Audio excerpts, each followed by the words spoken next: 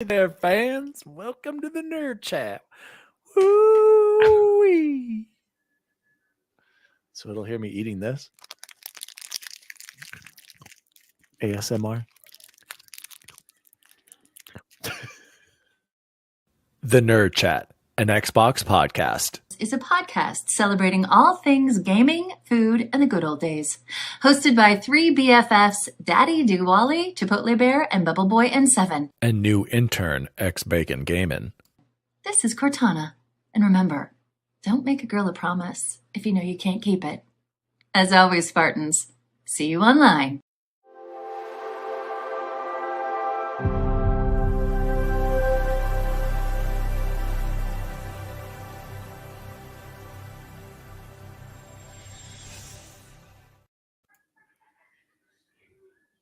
Oh, hello.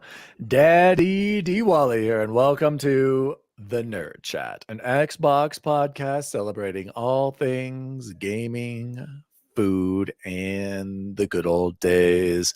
This is the Nerd Chat episode 126, Massive Casualties in Gaming. Joining me as always is the co-host and super producer, Chipotle Bear. Chipotle Bear, how are you? I'm doing great, bud. I got brand new cords this week. Like I got a brand new XLR cable, got a brand new USB-C cable. So hopefully we got rid of that crackling stuff. But I'm doing great, bud. It's actually been, I've gotten to do quite a bit of gaming this week. So I'm excited to talk about it as well as some other fun stuff, man. So happy to be here. Happy to talk about games. Just right away, Jose. Sounds good. Let's hope Love it is working out well. You know what? I think it was that Mac. This is the Mac. It's not my Mac. You know what it is? I found out, like I did a lot of research. They say it's usually the cables. So I bought the most expensive USB cable I could buy. It was a $35 USB-C cable. It better be damn well worth it. So we'll see. And joining us as always, he's not the only one, folks. The depressed football fan, X-Bacon Gaming. How are you? Gentlemen, stick a wait. I got to interrupt you right away. Block that football off behind you. Move it. Get rid of that football. We don't even. No, and then get rid of the helmet. I don't want to see any of it. That is my signed Mike Anor punter for the Broncos football and my signed Tim Tebow helmet. They're gone. They're gone. Get them out of here while Bacon's removing that caca. Get him out of here. I was saying boo earns. Boo earns. Thank you, Jose, for that. In case you didn't know, folks, and I'm sure everybody on the planet knows, the Denver Broncos were embarrassed this past weekend, losing to the Miami Dolphins 70-20. That's right, 70 points. You're thinking, oh, this must have been a D1 versus a D3 football game. No. It's a basketball score. These were professionals getting their butts kicked, and I'm embarrassed. And usually, guys, I have the Broncos hoodie right here. I was about to wear it. I threw that caca over there too, Bacon, and I put on a winner's hoodie with Denver Nuggets, the best team in Colorado, and has been for 10 years now. Joining us as always, depressed football fan, X-Bacon Gaming. Yes, gentlemen, put a fork in all our football teams. CU got boat raced. The Broncos got boat raced. It's over. We're going for the number 1 draft pick, but now I can rely on my Utah Jazz to come back strong and healthy. Training camp starts in a week and a half, gentlemen. Training camp in a week and a half. You had me until you mentioned the Utah Jazz. Football is done. Done in Colorado. That's for one loss for the Buffs, and it's over. Dude, it's not the loss, it's how they lost. Yeah, that was not good. And just questionable things before and after the game. Just some of these guys Deion's got to get wrangle them together. Yeah. Guys, for all our audio listeners, I'm glad you're not watching video right now because I'm getting this weird glare. I'm going to blame it on the glare. You could just see so much gray hair on my side. It is disgusting. That's why I wear a hat. And I can't. This is very disturbing. I think it looks very distinguished over here. It's anyway. Don't guys. Just listen to the video or audio. Do not watch the video in my gray hairs. Jose, let's jump into some huge TNC shout outs. Jose, we had 0 shout outs this week. I'd like to shout out my wife for listening every week. Shout out to Nell. Yeah, shout out to Nell. She listens every week. Okay, shout out to Nell. I do have a shout out, and I forgot to share this with you guys, and I'm hoping that I have the screenshot. I do have a shout out to Mariano Pampa over on our reviews. Did I read his review before, guys? Did I read No. it yet? Yes, of our channel. Yes. Oh, well, then About never mind. say being authentic.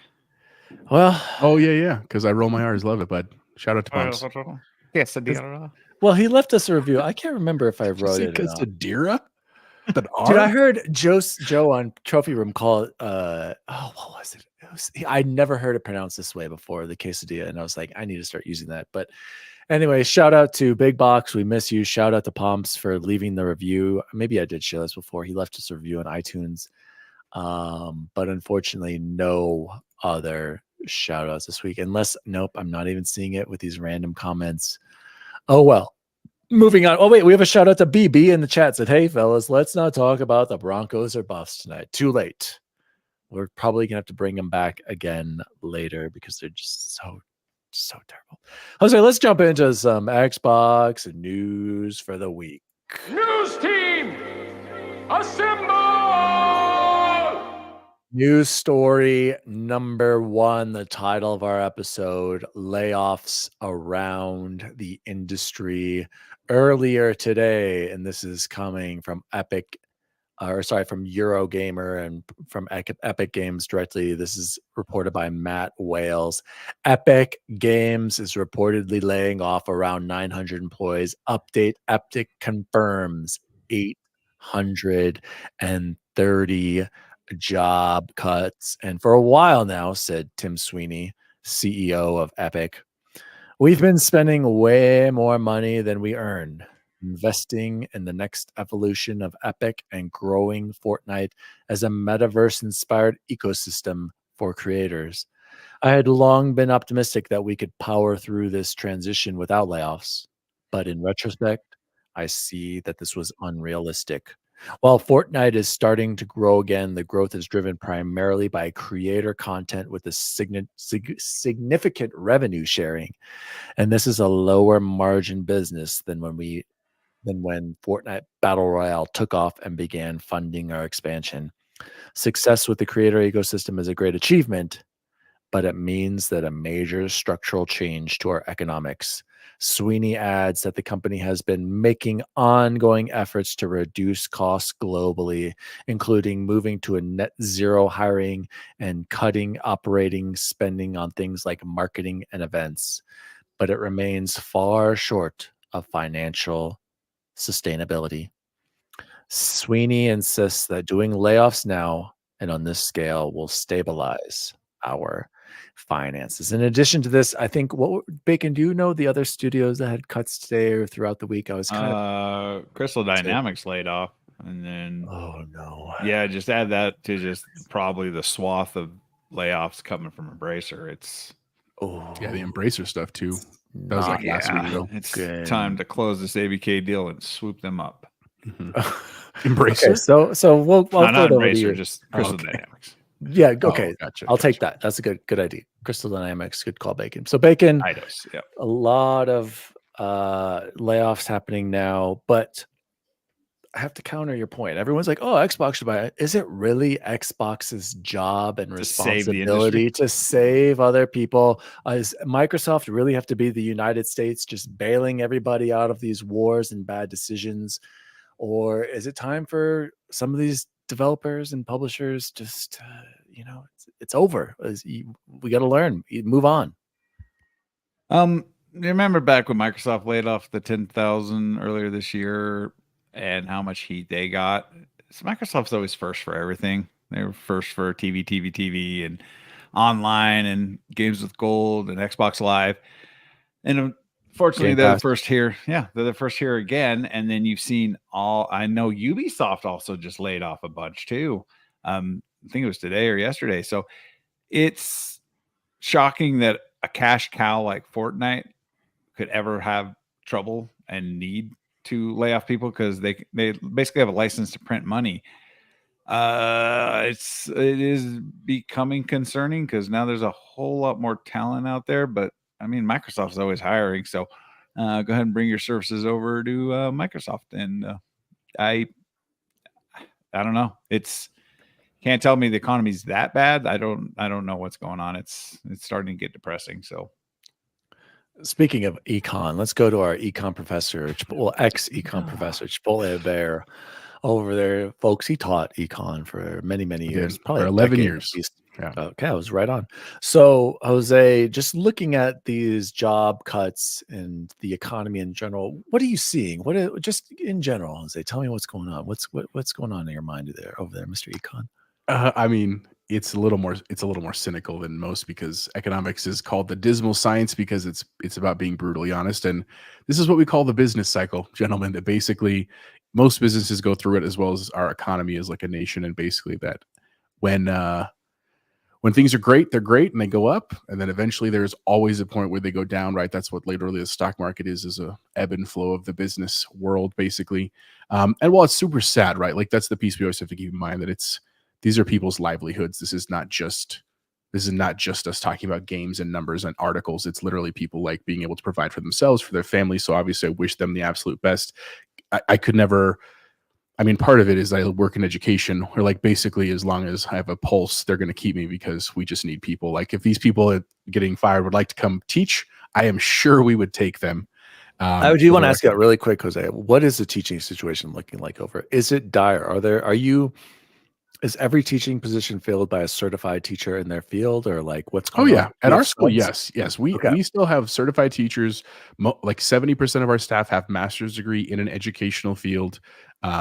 It's really great where we're at, but we're also very fortunate, right? And then we've talked about this before. I work with Bacon's wife, and she's a wonderful teacher. She is one of those teachers, right, that's highly educated, highly qualified.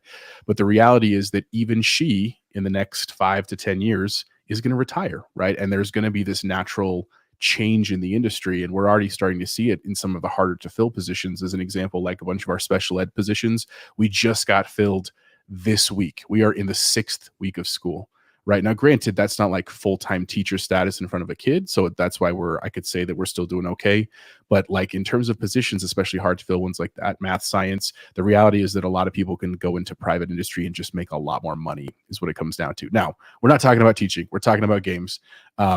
But here's what I would say, besides the business cycle aspect and things that grow and fall, I mean, the reality is anytime you have an innovation and you're making lots of money. So Epic, in the case of Fortnite, it was kind of the first of its kind. And even though, yeah, it kind of fought with PUBG when it first came out, realistically, Fortnite was much more successful. They were also the first to port to like mobile.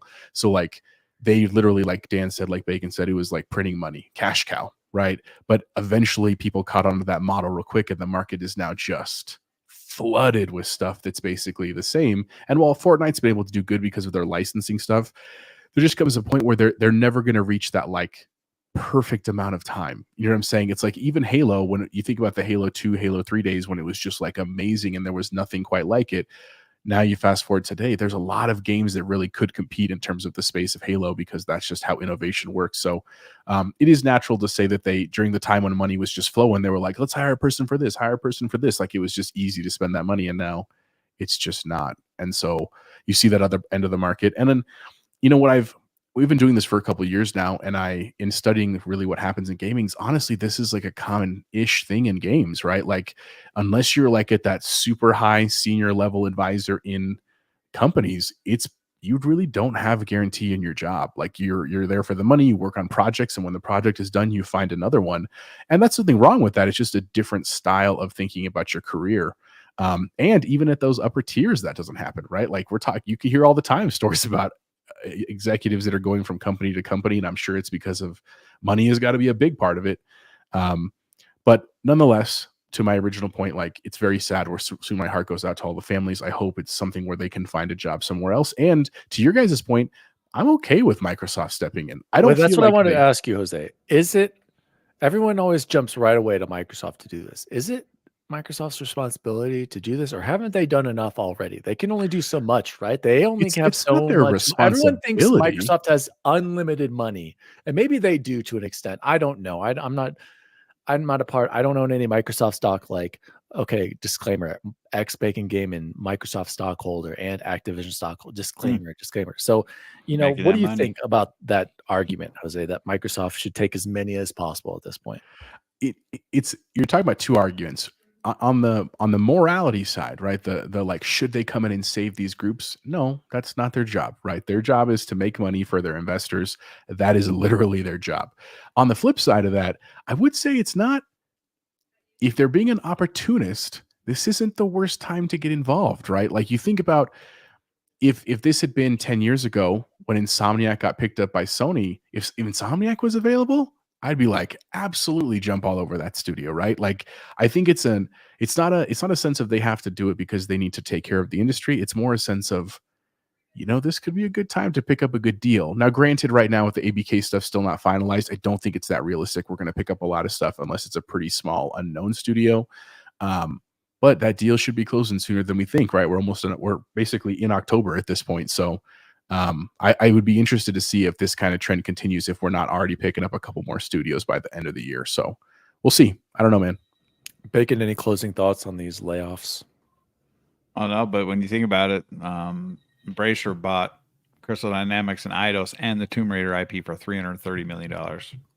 Yeah, I remember that was a steal. And I feel like Microsoft would have then, but remember we talked about it, like they were already in too deep with still with Microsoft, or I mean with Activision Blizzard King. So yeah, we'll see. Hopefully all these people again land on their feet. At least Epic is in a position to give a good severance package to all of these employees. I think they get 6 months, and it'll be I'm curious what Epic's next step is here, right? Like they've really, it's not that they're going to drop Fortnite. It's still doing fine. They're still making money off of it. They're not just making gobs and gobs like they were a couple years ago, but they're going to have to evolve. And I don't just mean like get another licensed IP. They've kind of ridden that into the ground a little bit. It's more like, are you going to do something different with Fortnite? Or are you going to go somewhere else?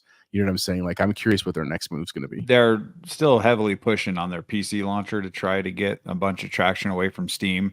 Yeah. They give you 5% cash back on all purchases you make.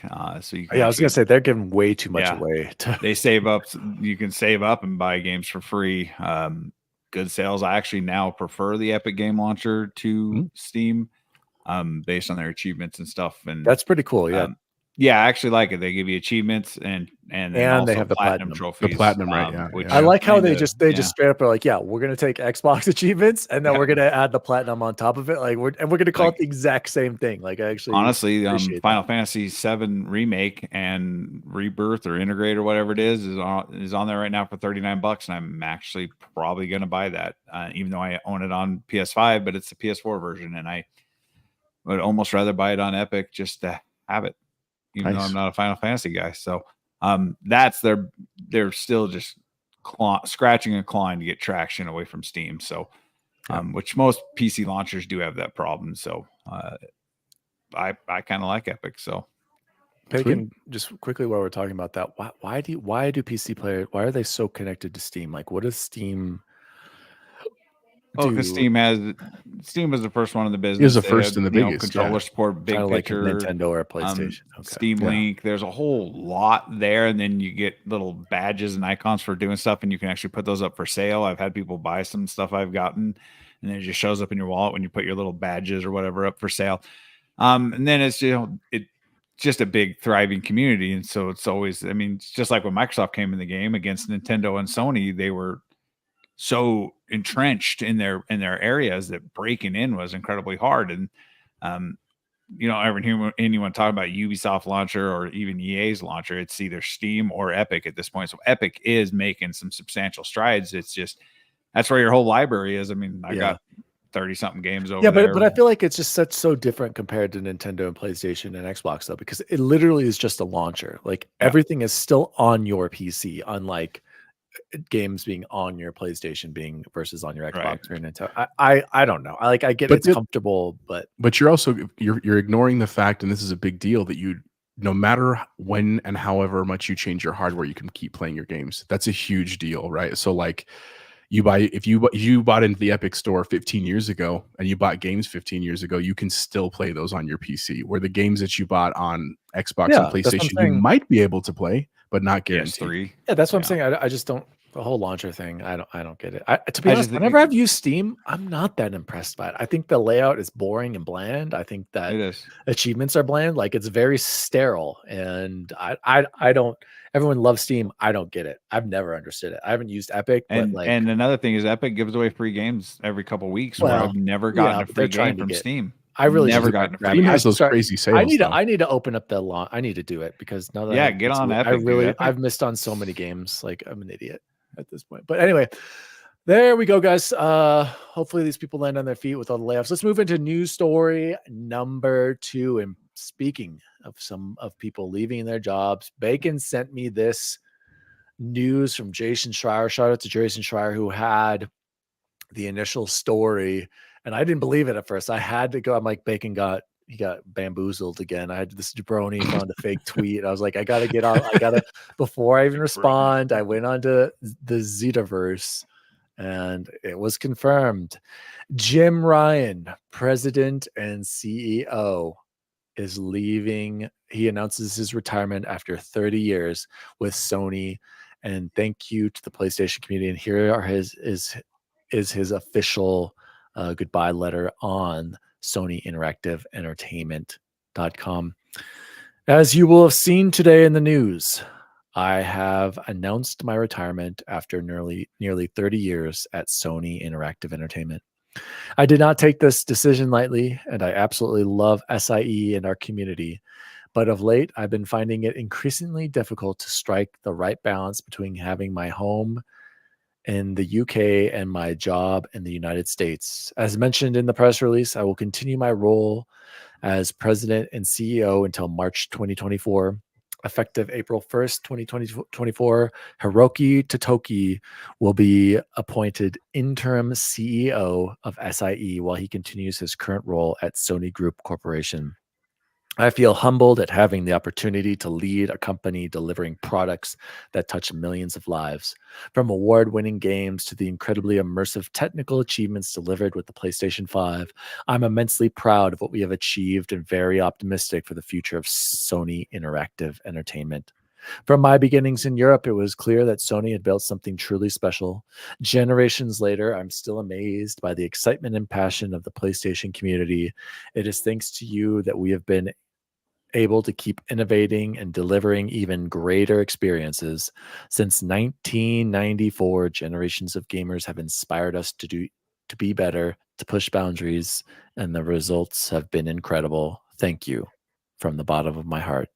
Jim Ryan, September 27th, 2023. Bacon, I'm afraid to go to you because we all know how you feel about the old Jimbo. And as much as we make fun of crying Jim Ryan and all the problems he's caused, we cannot deny that he's a stone cold killer of a businessman and has led PlayStation to some remarkable profits and growth. But as some would argue, is it because of him or is it because of the momentum from PS4?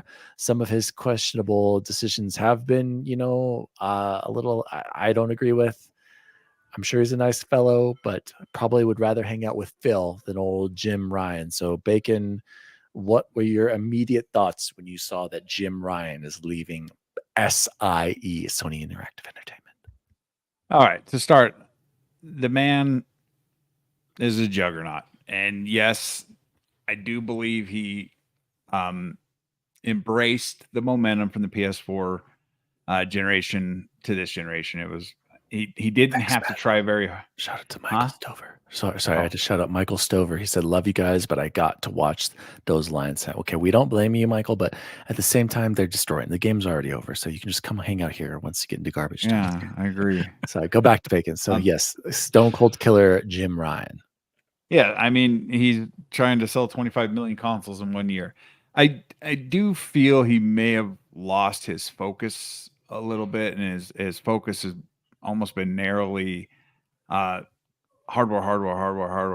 because they're in that lull right now with no games and short of. So I gotta interrupt you right there, Bacon, too. Why haven't we heard about Sony not having any first-party games this year? Why does Xbox get all this crap? What has PlayStation done this entire year, exclusive first-party wise? Squeaky wheel gets the grease. The vocal minority is the loudest. All that Twitter stuff. If we're outside of Twitter, nobody cares. They got Game Pass, and we continue to play a lot of games on Game Pass.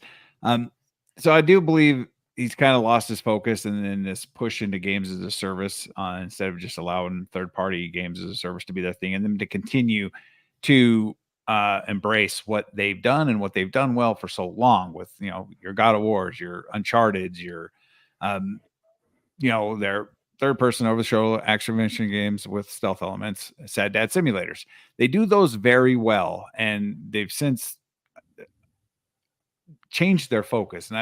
And I'm not sure this is as much as a retirement as he's probably been getting heat, because the way he handled the ABK deal and how he sent his internal documents, people saying we're going to be fine, no worries, I'm not concerned at all about Microsoft buying ABK, and then the way he made Sony Corp look so pathetic in these trials. I can't imagine the investors and anyone important in Sony like the way he did it. And we understand he had to fight this acquisition. He couldn't just roll over and say, all right. But, we kept seeing so much stuff come out during these trials that is like, well, no, he's not afraid, but he's afraid. So I'm assuming he kind of just wore out his welcome, for a better term. And we all know he's not a gamer. And I don't know what's better to have, leading your company, a gaming company, than a businessman penny pinching suit, or have someone laid back and chill like Phil. And I can tell you what game Phil's playing every day and every night when he's playing it. Me, I'd rather have a gamer, because he understands what gamers want and he understands directions for the company to travel. Yes, Xbox has been slower growth than the juggernaut that is PlayStation, but is Herman Hulst going to take over? I think that would probably be the best decision for Sony. PlayStation games. Right. Yes, right. But best decision for them as a business? Well, for me, and I know why you brought me in first on this, because I think it's honestly his reluctance to embrace where gaming is going. He continues to assume that console players and PC gamers are the same group of people. They're the same demographic. We are not, Dan, and you are the prime example. You could have played Redfall on PC, higher frame rates, an overall better experience, and you chose to play it on console for the most part. PC gamers are PC gamers, console gamers are console gamers. It's Correct. Just how it is. But and it's not going to change. I would have played more on PC. It's the inconsistency and tweaking. Like I got, at least I know on console I'm getting a locked performance. It may not be you're getting a locked 30 all day long. And I didn't like it. And trust me, the locked 30 on Starfield is just so bacon. I know you haven't played it all on console. It is really good. Like it is shocking how good Starfield is. Like there were times where I'm just spinning around. I'm like, this almost looks like 60 with like the motion. Like I'm like, whoa. But then Redfall is not good. But that's a separate thing. If I could get guaranteed performance, I would use this more. But this is my introduction, right, Bacon? And I will be doing Forza. And I played Halo on this, and I get great frame rates. And you're right. In general, like you're saying, I'm probably going to stick to console until I know this PC could do everything when PlayStation comes over there, which would be amazing. Yeah, and so I think, and again, it's their reluctance to go day and date on PC. Yes, they're going to lose some sales. No real PC gamer with a real high-end platform, except for myself, is going to buy your consoles. They're going to take that $550 and buy your software, and they're going to push more software, and then it's just going to sit there and collect. Like mine, I have not turned my PS5 on in so long, nor my Xbox. I'm not even kidding here. And I'm just wondering if the bean counters have sit there and are still questioning the decision to continue to delay 1 year, 2 years on some of these PC releases. It just doesn't make sense. They would sell, and when you release something 2 years later, it's already out of the conversation. It's out of the zeitgeist. Nobody's talking about playing Horizon Forbidden West Complete Edition because that game is old news, and we have new games coming out on PC. And so I've just never understood that. Same with Nintendo. You're just not going to sink money. Most people can wait to play these games. And then when those games do finally come around, it's like, it's already been spoiled for me on YouTube. I already know the story. So why am I going to sink $70 into this game? So I'm hoping that they're going to finally embrace it. They're going to make a PC launcher where they can have 100% of the profit. They get 100% of the profit when they sell their first party on PlayStation. They make a launcher. They're going to get only sell it on PlayStation because 70%. people are still going to buy it on. So yeah, I agree. I'm hoping that there's going to be a seismic shift, and they need to realize that the old day of buy one game, play it, go trade it in at GameStop are pretty much over, and just openly embrace PC for the love of God. Speaking of PC and Xbox, let's hear what Phil Spencer said on Jim Ryan's retirement. Jim Ryan has been a great contributor to our industry and a fierce leader for PlayStation. I wish him the best in what he does next. Thank you for all you've done for our community over the last 30 years, Jim. Jose, your final thoughts on Jimbo retiring and what you think PlayStation should do next? Honestly, man, I don't have a lot to say. Like, honestly, what I don't want to do is get into the console war piece of this on Jim Ryan. The reality is, like, for my friends that do play PlayStation, I'm sure there's a little bit of a concern as you see this transition to power. But I also think at the same time, there's a little bit of excitement and hope for the same reasons that Bacon said. All I can say for Jim is that I hope he enjoys retirement. Right? I think I'm not trying to go back to the pandemic stuff, but I really try to remember that during that time when we were all at home, we realized how much more we should be focused on home and our families. And so if that's what he wants to do, I hope it goes well, man. I also hope, for the record, maybe he gets into gaming. Like, it would be cool to hear in like 5 years if Jim was like I've been playing the latest and greatest from Sony first party studios on my PlayStation 5. But in the meantime, I'm excited for Totoki. Bacon mentioned in our chat, like, he's a money guy, right? So the reality that he might get into some of the PC market, the reality that he might try to push some of things into mobile, like, here's what I don't want. And this is going to sound a little counterintuitive to what we've said for the last year about Xbox. Like, I want Xbox to succeed. I want people to recognize how great of a platform is, how great of a hardware it is. Like, I want them to love what I love. And I still want PlayStation to do well as well, because if they don't, then there's no competition. Without competition, there's no benefit for consumers. So in the end, I hope Jim Ryan does well, and I'm excited to see what comes with their leadership down the road. So we'll see. Godspeed, crying Jim Ryan. We're going to miss you and all the memes. Moving on to news story number 3, Xbox DVR updates. This has been, getting some people upset, but I actually kind of like these updates. I'm not gonna lie. Xbox game capture will be deleted after 90 days following a new update, and this is coming from Victoria Kennedy over at Eurogamer. Microsoft has introduced a new update across Xbox that aims to simplify users' experiences when they set about backing up their games. With this update in play, any captured stored on the Xbox network will now be deleted after 90 days. Users can check on their captures via the Captures app, where images coming close to that 90-day limit will be flagged. As is apparent with this new retention approach, Xbox users will need to ensure any captures they wish to keep for more than 90-day period are backed up elsewhere. And so now Xbox says this will be easier than ever, because now we can back it up to OneDrive, and you can move, manage, and bulk upload where you store your captures on your Xbox console. And you go up to your console, you press the Xbox button, go to My Games and Apps, see all apps, captures. When you're in the captures tab, you should see something that says Tell Me More. And with this is where you can get started, where you can back up your captures. Guys, a lot of people are kind of, upset about this. I like this. Well, to be fair, I have 1 terabyte. Me and Bacon jumped on, years ago with OneDrive. So I have 1 terabyte. I should actually be storing my photos on there instead of paying for Google Plus or whatever I'm doing for $2 a month and back up everything there. But I'm constantly doing a balance when I'm trying to share screenshots on Twitter. When I upload my captures now, it'll go to Xbox. Then all of a sudden I'll take a video or a picture and it says you're out of storage. So what do? I go to the app, I select stuff, I have to delete stuff and get rid of it. With this now, at least I know everything will be automatically backed up to OneDrive and I won't have to think about it. And after 90 days, it's deleted, constantly freeing me up of that space. So I think this is a positive. I think Bacon, I think I read somewhere that you get like 5 gigs, right? Of free storage. That's a decent amount. And if you can't manage that with all of your captures at that point, if you're going to complain about it, fine. then at that point you need to have an external hard drive of some sort where you're just backing up your captures. You can plug it into your Xbox if you want, whatever. But the fact that it's just going to automatically back up things to OneDrive and then delete it as well.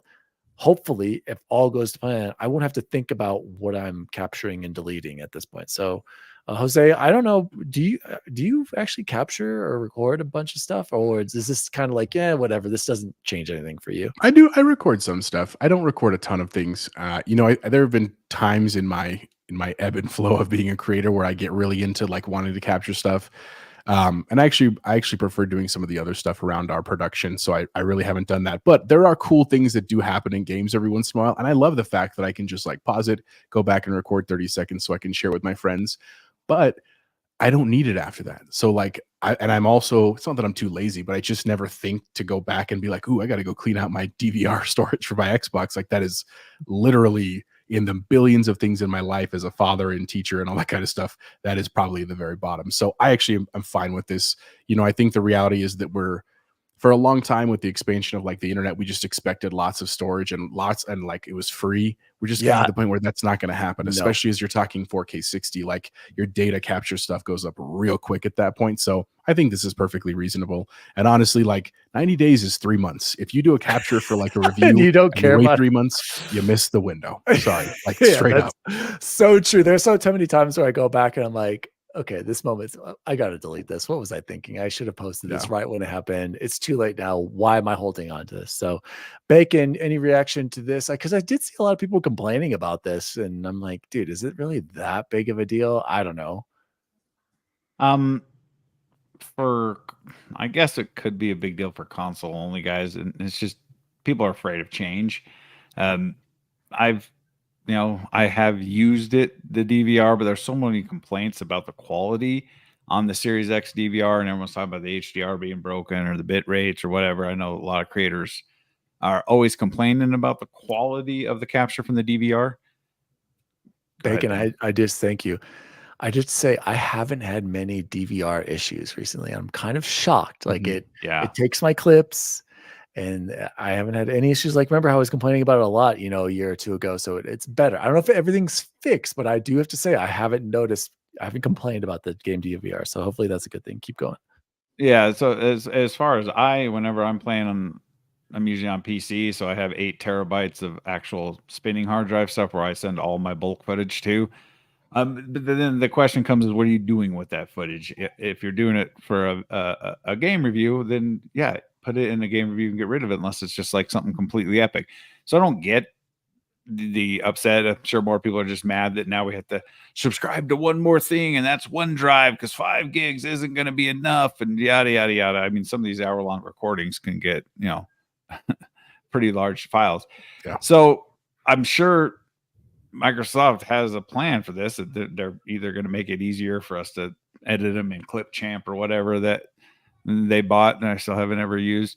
So I do honestly just think it comes down to people are just afraid of change, afraid of how we've done things since we've had a game DVR on our consoles, and it's much to do about nothing. And I'm sure we won't be talking about this after a couple months and everyone's used to how that you then manage your game clips or your recordings. It's and like Jose said, if you're still sitting on something 90 days later and you have not used it, the game has long since been beaten. It's been deleted off your hard drive, and you look at it, you're like, why did I record this? And you're looking for a reason why you recorded it, and before you know it, you've spent 2 hours going through your DVR footage. And so not a huge deal. I don't know what the concern is. I'm actually kind of curious how things might change with the Discord edition too, right? Like, you know what I mean? Like the fact that you can have like the fact that they're doing more and more integration, not that Discord gives you necessarily a ton of like storage space for your stuff, but just like if we're talking about sharing media, I'm curious how that will impact things. Also, just real quick shout out to Luke in the chat, as well as shout out to Luke, Lauren Ainsley, Bobby Bowden. You can says, boys, just want to swing by, say what's up. Hope everyone go show. We are. Thank you, Ains. Thank you for stopping by. Also, shout out to Xbox Expansion Pass. He said, "Are you guys like me in that you capture way more than you share?" Yeah, Luke, I I've been trying to document my Starfield adventure, and I've got all these captures, and I'm so far behind on posting it. I don't know how these content creator pros like Luke over at the Expansion Pass and maybe Ains are posting all of this content all the time. You have full-time jobs. Shout out to you And guys. Luke's coaches soccer, bud. Like, that's insane. You guys are crazy. So, oh, Ains, Ains putting that 7 out of 10 for Starfield again, even though we'll talk about Starfield and stupid Cyberpunk later. So, anything else to say about these captures? It's funny because I literally have been uploading them to Xbox and then backing them up to OneDrive, but now it's going to be taken care of, and it starts today. I did read the blog post. It starts today, so hopefully I shouldn't have to do this anymore. And I'm not going to, because I do want that stuff uploaded. I was going to make a YouTube video of just all my captures, my journey across Starfield. So I'll send that to Ains right away, and he'll tell me it's still a 7 out of 10 game. Guys, let's move on to news story number 4. And this is a shout out to MT Kennedy 7. Bethesda nerfed the hell out of Starfield's planet atmosphere effects, and originally it was very punitive. And I wanted to shout this out because Matt is a huge survival. What is it on Fallout? Is it survival mode? I don't play that. I'm not a sadist who just wants to get my, oh gosh, what is Porsche saying? Starfield mode. Too many games. 7 is the new 10. Exactly. So Matt is a huge fan of the survival mode on Fallout and Skyrim, and he was so disappointed in that. And this, of course, this quote comes from that interview that I sent to you guys. If you haven't listened to it, I'm sure everyone listening here has. Todd Howard was interviewed on the Game Maker's Notebook podcast with, oh gosh, what's his name? Oh gosh, what's his name, you guys? Siri. From who's on the Game Maker podcast? From Todd Howard. No, what's his name? From Todd Howard. You just said that. From Insomniac. Ted Price, the studio head over there. And by the way, did you guys listen to it? Nope.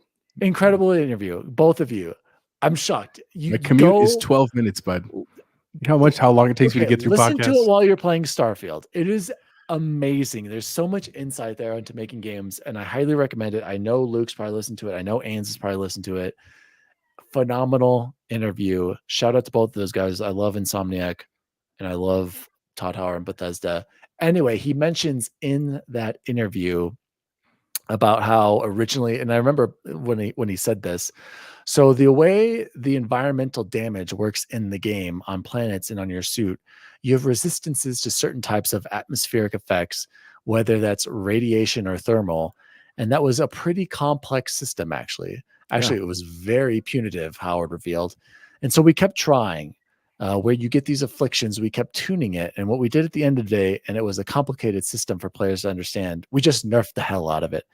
And it ends up that planetary conditions still pop up on screen, but their effects are minimal. And this is by design, Howard said, with the resulting effects now more for flavor than trying to impart any genuine risk to the players. It ends up being that it only matters a little bit, he continued. It matters more in flavor. The affliction you get is more annoying, knowing you have it in the result. And usually I'm generalizing. So we all decided to dial it down. We dial it way back because it just wasn't worth it. And the reason this question or this whole thing came up, I remember the question was to Ted Price, is like, he asked, what's a piece of advice you can give to game developers? And he said, sometimes the best answer is just to get rid of something or to cut it out. And that if you can't go all in, then get rid of it. And this was one of those things where they were trying to do a lot with the environment and the suit and everything, but they're like, oh, this is just becoming a little too complex. Let's dumb it down. And that's how he described it, is perfectly how it went for me in game. Like, there are times where I'm like, why am I running out of oxygen, or why am I not carrying this? And then you look at your status and it's like, you have a broken limb, a sprained ankle or something. I'm like, well, this is stupid. And it was just like you said, it was annoying. And then you go eat the stupid med thing and then it fixes it. So the bottom line is that Matt, or yeah, Matt, I think survival mode will be coming in a future update. He also talked about how this game is going to be constantly evolving and they're going to be updating it through the next, 5 and modding it. years. Yeah, exactly. So I do think they had the basis for survival mode there, but at the end of the day, sometimes, like Todd was saying, you just get rid of it. So Jose, I know there's something going on in the chat. What's going on? Nothing. We're just a bunch of caca just playing around. Okay. But go listen to XCP and Season Game Bitcast, man. Some great episodes this week if you haven't listened to them. Yeah, both. shout out to Hogue. He's been killing it with all of his thoughts on video games. And Hogue is right, Ains. Cyberpunk, it's just dressed very nicely. It's just no substance. It just looks great, but there's nothing really back there. Cyberpunk is a great looking game, but sorry, Starfield story, way better, way more engaging. But anyway, go ahead, Jose. Any thoughts on survival mode or taking things out of games when they should be? If you haven't listened to the interview, please, it really is worth your time. I never play the survival modes. They just don't speak to me. I'd rather go start another game. But at the same time, I do, I didn't hate the stuff from the planets. What I didn't love is I didn't understand how to fix it at first. Yeah. Like that part was frustrating. I mean, once I knew that, I actually didn't mind it too much. And it encouraged me to be very efficient when I was on a planet, which I guess if you were like really into exploring the environment and just like wandering, that would get really frustrating. But yeah, it didn't I'm so glad they dumbed it down. But I'm also glad, and I agree with Luke here, that, like, make games easier. Like, I don't, like, that's the only trepidation I have about starting Lies of P is that I'm excited. It looks like a cool game. I've heard great reviews. I like what I've heard on literally both of those other shows. But I played the demo, and it was hard, man. And I'm just like, I don't want to, like, suffer through a game. I want to enjoy it quite a bit. And actually, there was an update there I heard on Sean was talking about it, that they're knocking down the difficulty on a couple bosses and people. So I'm excited to pick it up now for sure. That was my thought. Well, like Ain says, play what you love. It doesn't really matter. And that's true. And I mean, if you're not having fun with Lies of P, like, I agree. Like, I should have quit on Wolong. Like, God, dude, that's why I quit. I couldn't do it anymore. That game was brutal. And why I went for everything and did that. It was just, that's on me. At that point, I'm hating life. You're crazy.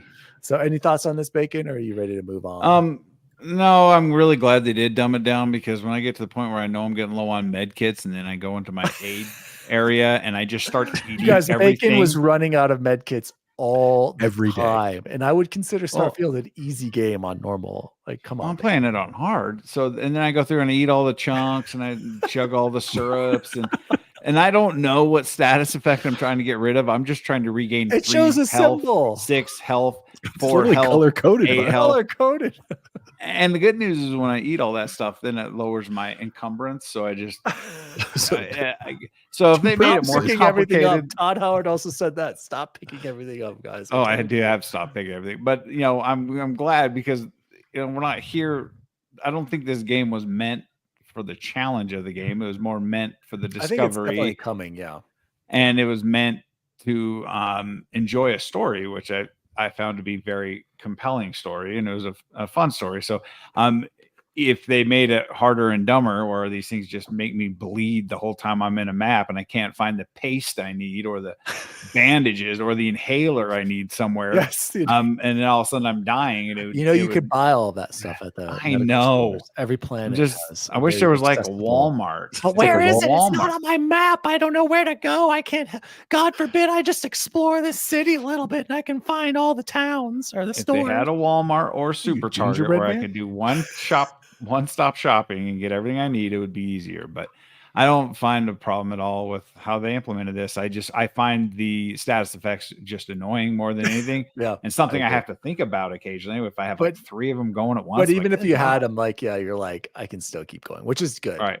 This is more for, again, Matt, this is for you, MT Kennedy 7, shout out. Yeah. He went back, you guys, and he was streaming Fallout 4 settlement. This guy, I don't know how he jumps from game to, he's like a bacon. He's worse than me. Dude, he is. He's going from Starfield to Baldur's Gate to Final Fantasy Pixel Remaster to Fallout 4. He was on Skyrim one time too. I'm like, how doing Gears the other day too? Yeah, that's right. He did Gears. Like, you guys, I mean, all great games. Don't get me wrong, but like for me, I'm just like, I got to stick to one, or I'm gonna lose my mind. Shout out to Mariano Pampa. He just said, "Wow." He's just angry at my bad takes. But Pumps, I do want to say, Pomps is having trouble. Apparently, his Xbox refuses to load his save files because he had his save file. You know, he lost progress on Starfield, and now I saw him tweet out. He added at Cyberpunk developers because his game keeps crashing for his Cyberpunk. So you know what?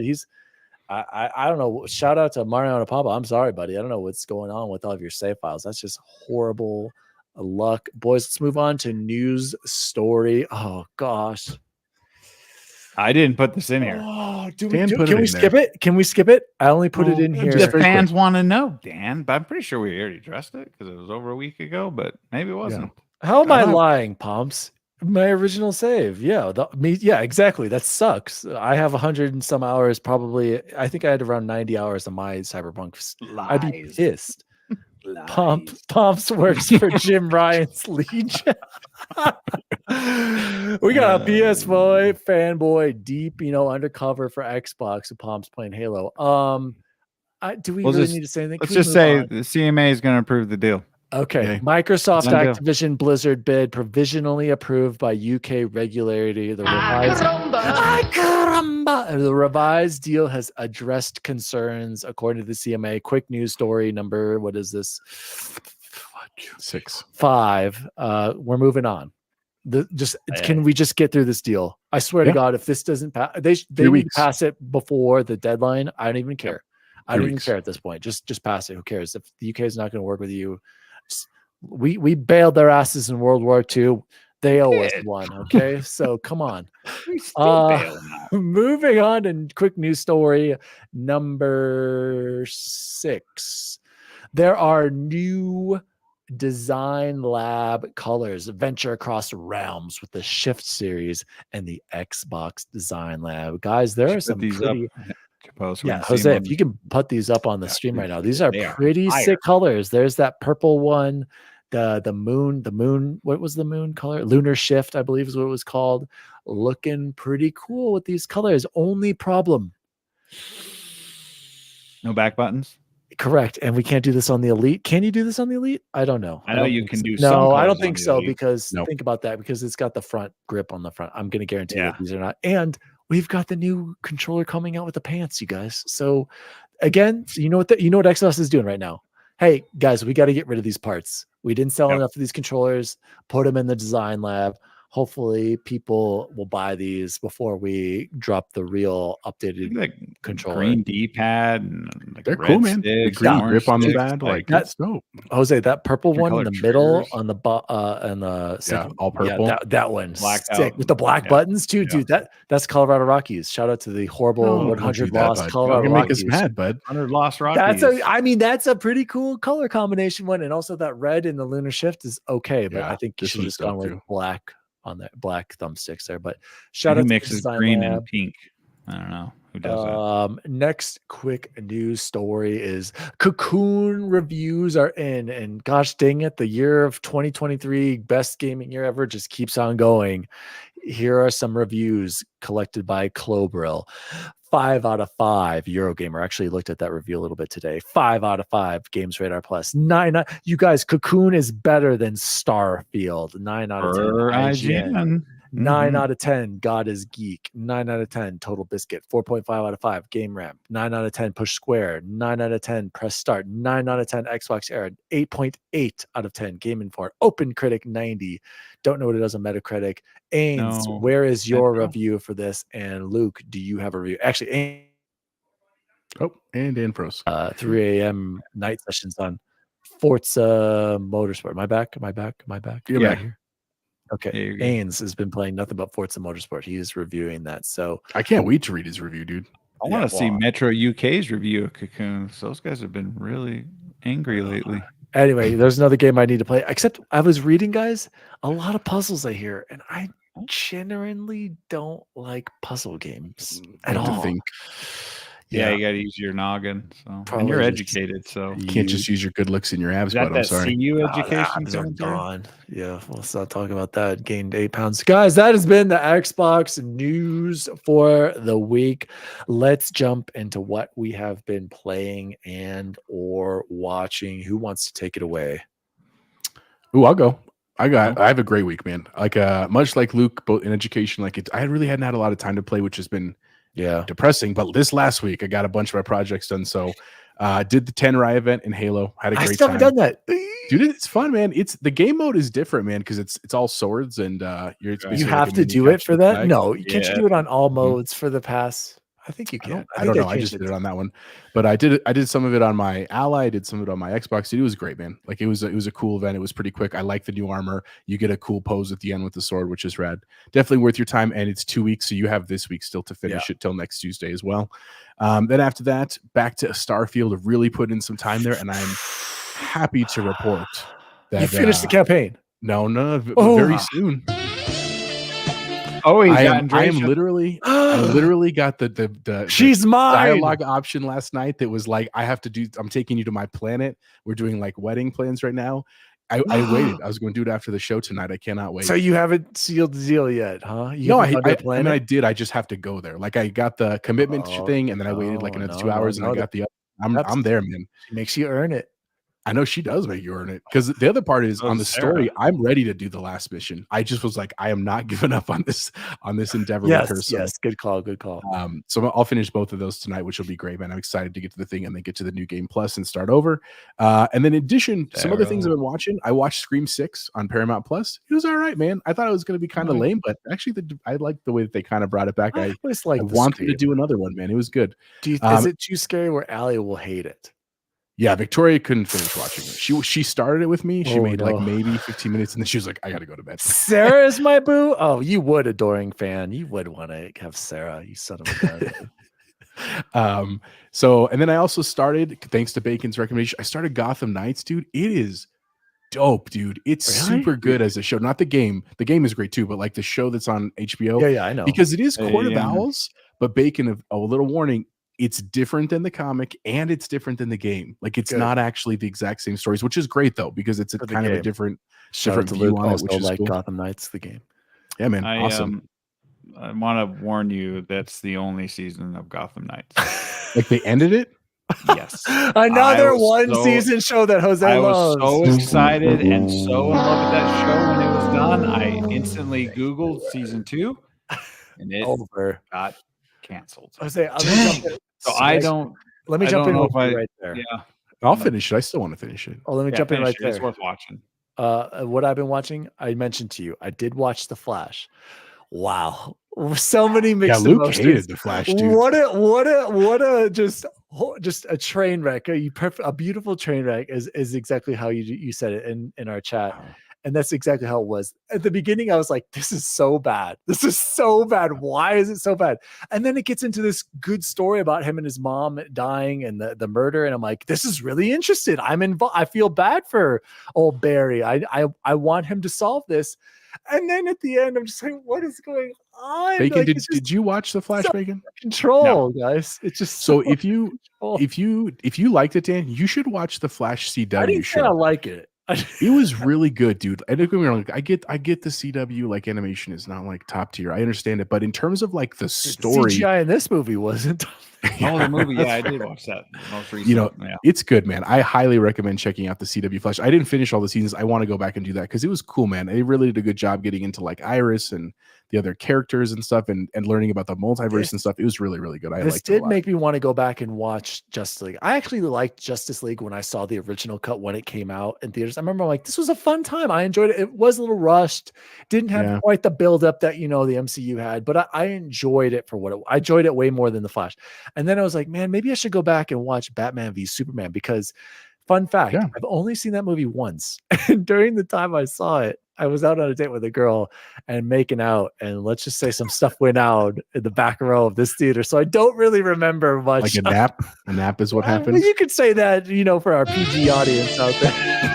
So, I'll tell you guys more about what happened off air in the nerd chat. So to me, Batman v Superman is just a blur. So maybe I need to go back and watch that. So go ahead. Shout out to Luke who wrote The Flash. Oh, no, I was the wrong one. The Flash took everything I loved and spit in its face.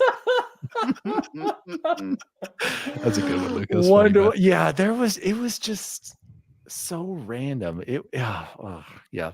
Yeah. Anyway, go ahead. Very last thing, and then I'll pass it to you guys. Not a movie or a video game, but my family's really into board games. And a year ago, I bought this game on Kickstarter for my wife. It's our 10-year anniversary. It's called Dreadful Meadows. It's like a Halloween game. It's super rad, dude. Like we played like 6 games already. Even Penelope, my 8-year-old, can play it. So it's super rad. So if you like board games, check out Dreadful Meadows. It's a great one. Otherwise, it's been a great week. I'm excited to finish Starfield and to marry, Miss Andreja and take her away from Andreja, and then, like that, Jose. hopefully start Liza P's while I do New Game Plus. We'll see. So, Bacon, what do you got, bud? Wait, let me go quick since I have a Sorry, Starfield comment. So here's my update on Starfield. Boy. Oh, hang on, pause. I'm sorry. I also started the UC Vanguard mission because I needed something to kill time. Oh, dude. Like I want to finish that mission before I finish game 2 because it's good, so dude. Sick, dude. I know, super right? worth checking There's out. decisions to make in that one. Again, That are awesome. UC Vanguard, UC Vanguard's Jose. awesome. I would do Crimson all of them. Fleet. Crimson Fleet, Ryujin Industries. Ryujin, that's the other one. Freestar. And then Freestar has the Collective. best probably reward at the end of it. It does give you a stick reward. I don't want to tell you about it, but beginning players, go do that first because you get Vanguard. a reward. Oh, the Freestar one. Freestar for the reward, but then then Vanguard. So my updated Starfield adventure, boys. 1,000. I tweeted this out. 1,000 out of 1,000 gamer score for Starfield. My 139th complete game. According to True Achievements, I am the 1,358th player to get to 100%. Thank you, Bethesda Studios, for giving us such a special game. My game of the year 2023, and quite possibly my favorite Bethesda game. I know it's early. And I'm thinking, man, Skyrim, there are things I like, more about that than I do Starfield. But then there are things about Starfield I like more. It's early. I'm going to give it some time to settle in. My journey, I did every faction, but there's still so many side quests I know I missed. But for now, I'm taking a little bit of a break. And as I say that, though, guys, there have been a couple nights where I've jumped into the New Game Plus, Bacon, and I'm just like, I don't want to spoil anything, but I've already seen some differences. And I'm like, yep, this is crazy. There are differences. There are definitely differences. Like right away when I landed in New Atlantis, I'm like, this isn't the same population. It doesn't look the same, right? Yeah. Buildings are different. So I don't want to spoil that too much. Real quick, shout out to Luke. Shout out He's to going Luke. back. Good night, brother. Yeah. He said, we'll get you on the show soon, man. Yeah, dude, we got to get you on. We want to pick him. Jose, pick him up. Pick him. Look, there's some people who want to ride too. Pick them up. Luke, we got to get you on ASAP. We'll get you on whenever you want, brother. You tell us when Thursday nights get over here. And so I finished Starfield, and then I've also been playing this game, you guys. It's called Oceanhorn. Oceanhorn, something of the seas. And this is an old game. It came out during the Xbox One, but how I would describe it is think Link's Awakening on Switch meets Wind Waker, but made for a mobile game. This is out on iOS. This is an iOS first game, and you can tell the controls are very you can tell touch sensitive. Yes, it's kind of dumbed down, but at the same time, I'm liking it. It is that Link's Awakening for me, Jose. But at the same time, I see the stinkiness from the mobile controls and the weird menus. You're like, this is clearly meant for a touch screen, but I'm having fun. And then the other one I plan on starting and almost started, I have it downloaded, Bacon. I did download Bramble. Is that correct? Is that I downloaded it too. And I'm planning on doing that. And I was like, I think I mentioned last week, I was like, maybe I should jump into Bloodborne. I just don't think I can do that right now. I'm too excited for do that. I've been watching a lot of car videos, and I'm like, I'm getting ready for Forza. I cannot wait. Angry Forza Racing. Getting pumped. I'd like to play some multiplayer games too with you guys. You didn't explain why Oceanhorn? Why did you pick that up? I had seen this before. Saw it on his achievements, yeah. No, I'd seen it released before, like years ago, and I saw it at the store, and I'm like, this looks kind of interesting, and I could tell it was a Zelda ripoff immediately. I was like, no, I don't really play it. But after beating Starfield, not Starfield, what was the Zelda game that I just beat? The Fox one? Or no, after beating a Metroid, I was like, oh, this makes you want to play an old school Zelda game. I started Skyward Sword. And I was like, these controls, like I'm still plugging away at Skyward Sword occasionally on my Switch and handheld, but I was like, I want a traditional Zelda-like experience, but I didn't want to pay $70 for Link's Awakening 2, Jose, because Nintendo never discounts their stupid games. No, never. So this was on sale for like $10. And actually just recently it was like down to $3. And I was like, I want to play this, and it's okay. It's a great It's a great palate. $3 experience. Exactly. And palate cleanser, and I'll be ready for Forza and then Alan Wake. And then after that, maybe some COD in there. And then December, I've already decided that will be my Bloodborne month. That's Gothic, isn't it? Snowy in that Nothing game says too. Christmas like Bloodborne. Isn't that like a Christmas game? I don't know. So that's what I've been playing. I mentioned to you that I watched The Flash. Also, Bacon, I did start up season 2 and the final season of Winning Time, and I'm sad because I know it's going to end. But I didn't tell Allie that, but we are just watching it. So it's your Gotham Knights right there, bud. Go ahead, Bacon. What have you been playing or watching? So I started Sea of Stars. Oh yeah, that's the other one I was gonna do next. Right. That's dope. I always try to get a game in early before, just so that Xbox and them can get That's the actually what I'll do after Oceanhorn. Yeah, it's super cool. There's no voice acting. It's all text and a lot of reading. JRPG Did you play The style. Messenger, Bacon? Yes. Oh, you did. I didn't know that. Parts of it, not all of it. Yeah. But too hard for you. That's what she said. Most games are too hard for me. Yeah, okay. But Sea of Stars is really cool, real cool aesthetic. Not terribly far into it. Just wanted to see if it was something I was going to want to continue. But then something has been itching, burning. Oh, no, I've been sitting on Hogwarts. Hot take here, gentlemen. Hogwarts so far is my game of the year. Whoa! That game is Over so Starfield? good. Better than Yes. Starfield's campaign.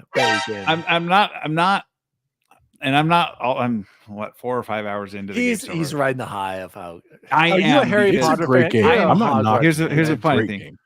I was not a Harry Potter fan until I was sitting one summer at home. We just got here we HBO Go, and no. we're just pushing through HBO Go in the summer when nothing is on TV, and I'm like, Harry Potter.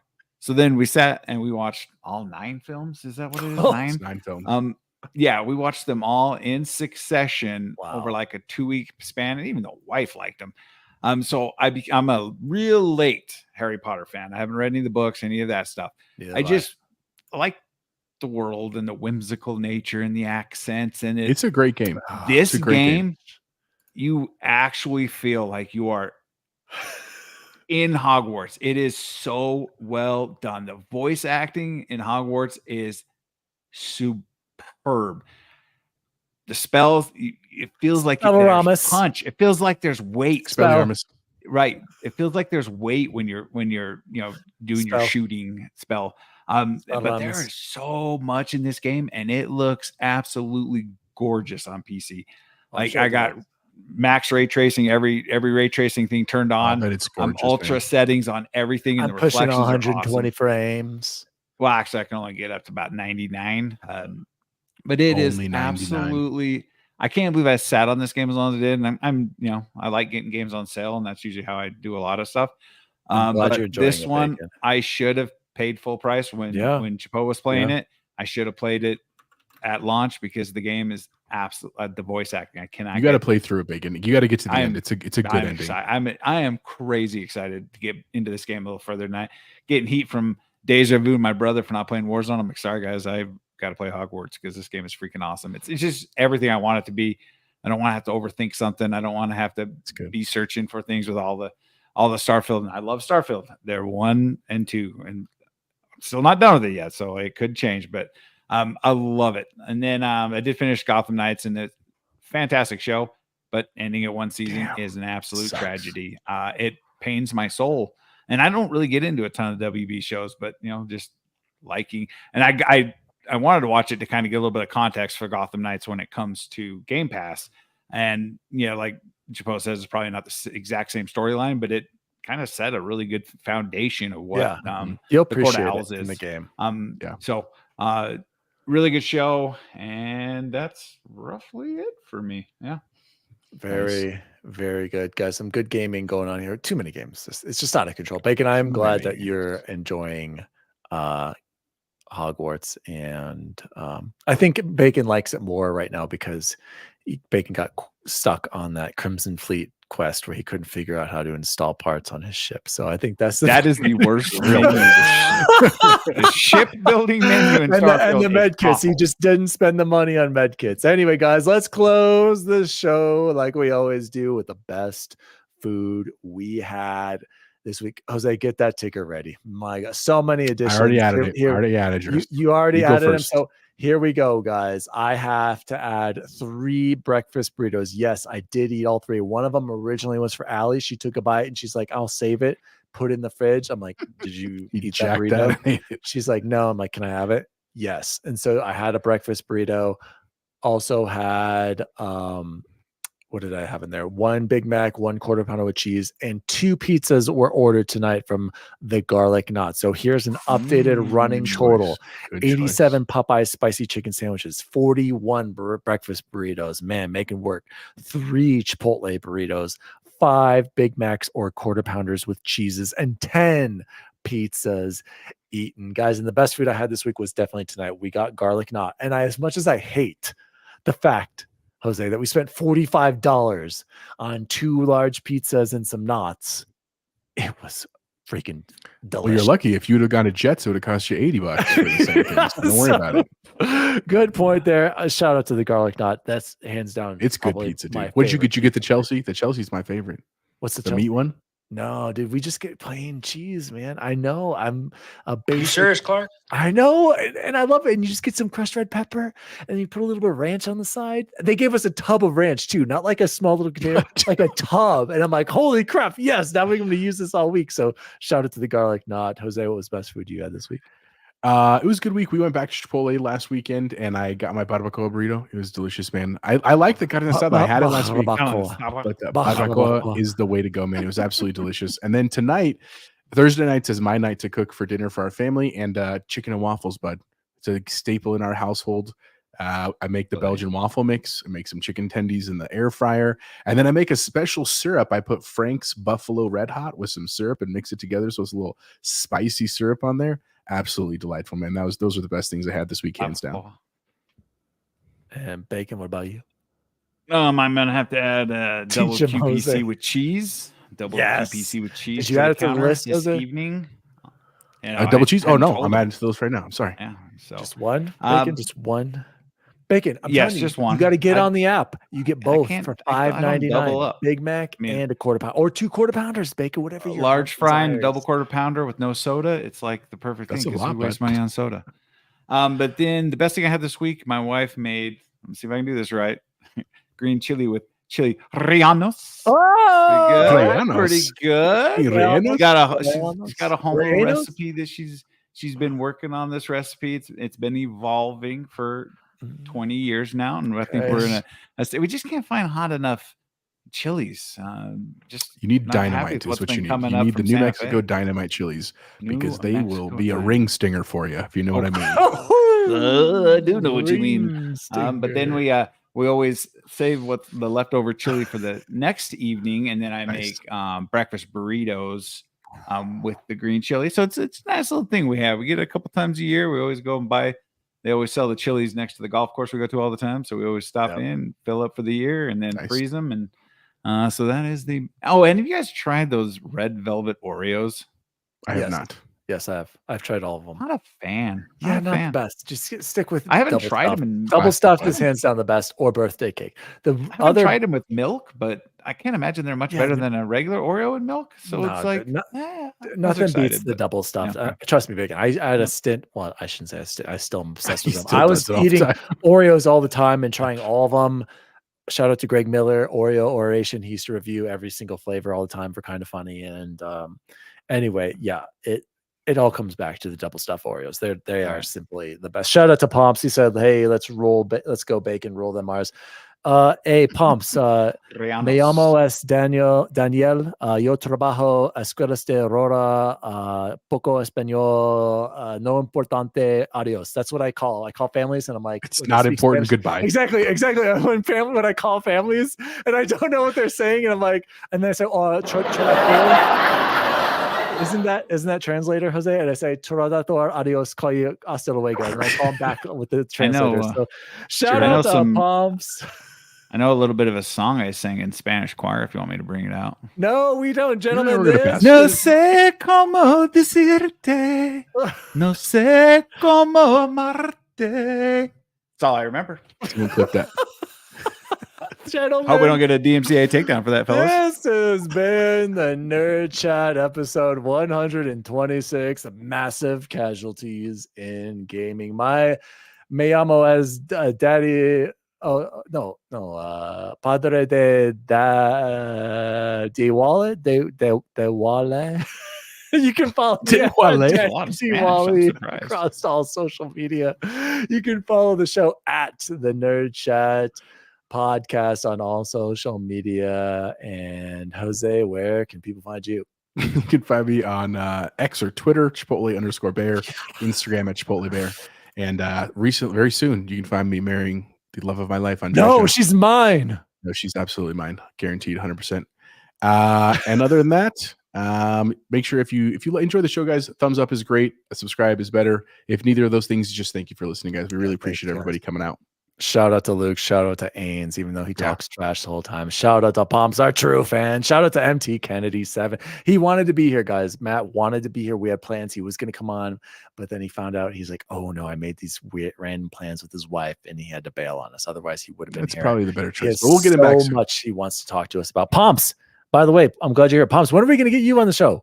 Yeah. Let's do it, Pomps. Pick him up. He's here. He's got the time. There's some people want to ride too. Pick them up. Pomps, get on here next week. And X Bacon Game, and where can people find you? Oh, you can find me wizarding my way through Hogwarts, and you can find me at X Bacon Gaming across all your socials, to include all the gaming platforms. You wizard your way into helping the Broncos do better. How about that?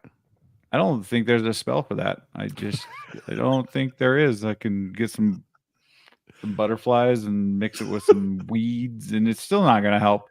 I want to shout out the chat. Mariano, awesome always. My boys really didn't show up tonight. Yeah, B was at the beginning though. B was here. He's watching football. Maybe. Okay. Well, thanks, guys. As always, Wizard Sleeves lovers. See you online. See you online. See you online. Donde está la biblioteca? See you online. I guess you can dare lick my balls, Capitan.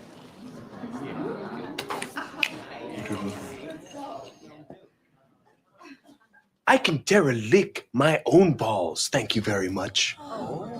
The Nerd Chat, an Xbox podcast, is a podcast celebrating all things gaming, food, and the good old days.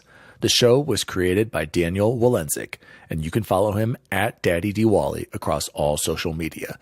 The assistant to the co-host is Jose Martinez, and you can follow him at Chipotle_Bear. The assistant to the co-host is Chance Siegel, and you can follow him at BubbleBoyN7. The intern to the assistant to the co-hosts is Jason Jarrett, and you can follow him at XBaconGaming. You can also follow the show at The Nerd Chat across all social media. And if you'd like to find out more about the show, visit nerdchatmedia.com.